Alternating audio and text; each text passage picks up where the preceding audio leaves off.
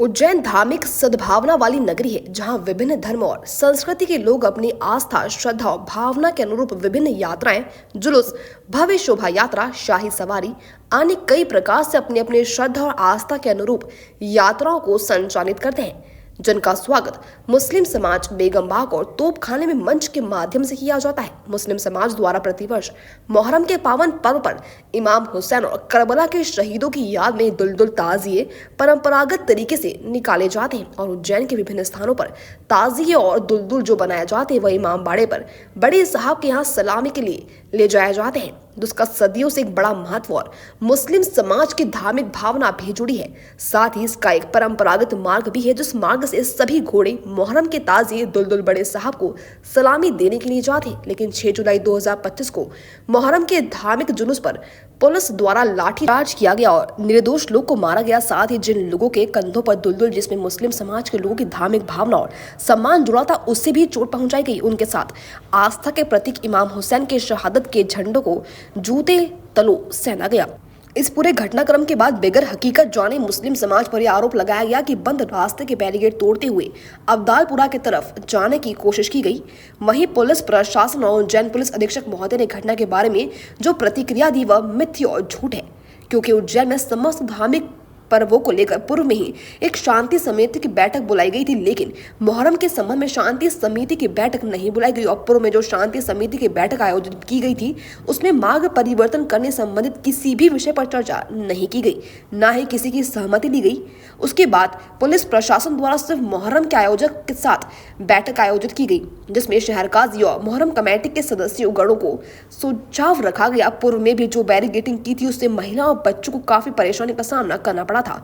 ज्ञात हो कि इस मीटिंग में पुलिस कप्तान स्वयं मौजूद नहीं थे, लेकिन मांगों पर परिवर्तन पर कोई विचार विमर्श नहीं हुआ या समिति नहीं हुई। लेकिन पुलिस अधीक्षक ने अपने आधिकारिक वक्तव्य में मांग परिवर्तन की समाज के वरिष्ठ जनों से सहमति का हवाला दिया।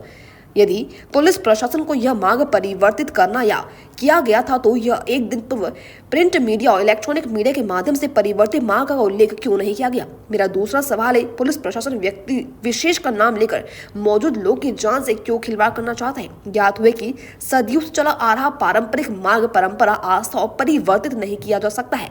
इसके लिए विशेष सहमति और समय दोनों की आवश्यकता पड़ती है। मेरा तीसरा सवाल है, धार्मिक जुलूस पर लाठीचार्ज किसके आदेश से किया गया। लाठीचार्ज में जो अधिकारी और कर्मचारी मौजूद थे तत्काल प्रभाव से उन्हें बर्खास्त किया जाए, क्योंकि उन्होंने न केवल धार्मिक भावना को ठेस पहुंचाई है बल्कि अपनी गलती छुपाने के लिए 16 लोगों पर नामजद और अज्ञात में प्रकरण दर्ज किया गया है। आज की पत्रकार वार्ता इन्हीं तथ्यों को आपके समक्ष प्रस्तुत करने के लिए की गई है। लोकतंत्र के चौथे स्तंभ पर पूरा विश्वास है कि वह इस बात को सरकार और पुलिस प्रशासन तक पहुंचाएंगे। प्रतिबंधित क्यों किया, और अगर आपने मार्ग का डाइवर्शन किया था तो आपकी शांति समिति या आयोजकों के साथ जो बैठक हुई उसके वीडियो या रजिस्टर के माध्यम से साक्ष्य प्रस्तुत किए जाएं, जिसमें आयोजकों की सहमति हो और उस सहमति के अनुरूप अगर उन्होंने मार्ग को परिवर्तित किया है, पहली चीज़। और दूसरा सवाल ये कि लाठीचार्ज किसके आदेश से हुआ।